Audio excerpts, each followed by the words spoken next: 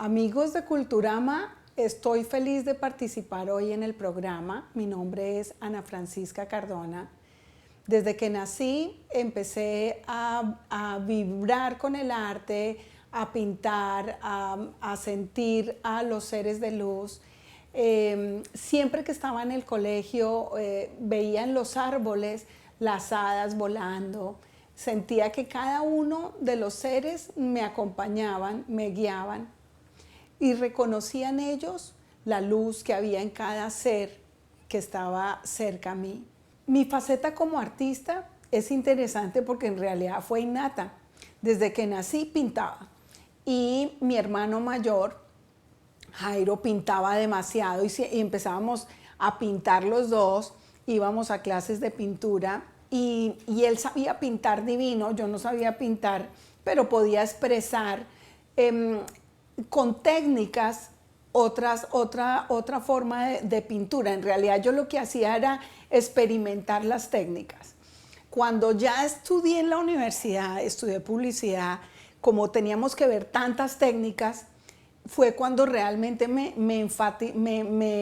crecí como artista, porque me di cuenta que yo podía expresar mis emociones, mis sentimientos y llenar los espacios de mi casa con mi arte. Un día ya cuando yo quería quedar embarazada cuando me casé hace 30 años y no quedaba. Entonces en una de esas operaciones, a ver si quedaba embarazada, tuve que estar 3 meses en la cama y quería pintar. Empecé a pintar con los esmaltes de uña, las sombras de la cara, y empecé a pintar y a pintar cuadros en esa etapa que estuve en cama, en la casa, que no podía salir a comprar nada.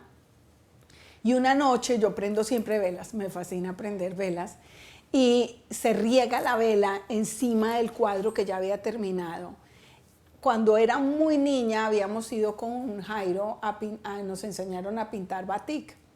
Entonces lo que hice fue planchar lo que se había caído en el cuadro, lo planché y salió otra nueva técnica que es la que realmente uso en todos los cuadros.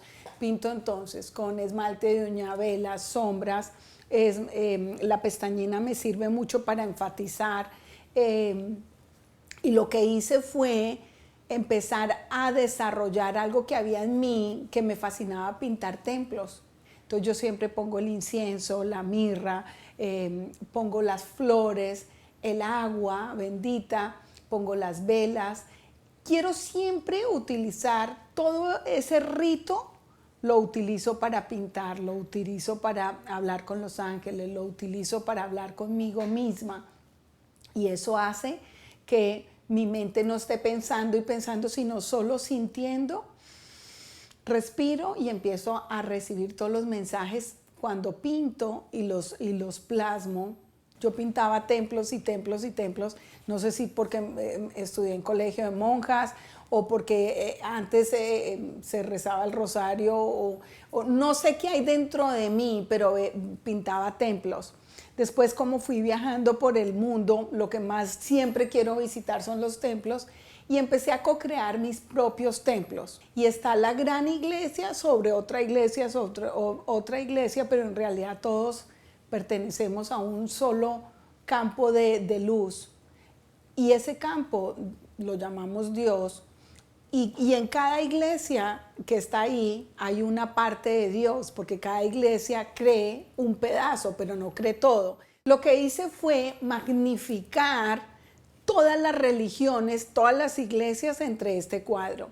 Entonces, lo que uno hace es, yo puedo llegar a Dios con cada una más despacio o puedo llegar a Dios con todas, cuando yo creo en un todo y creo en todas las religiones y creo en toda la raza y llego a Dios directamente.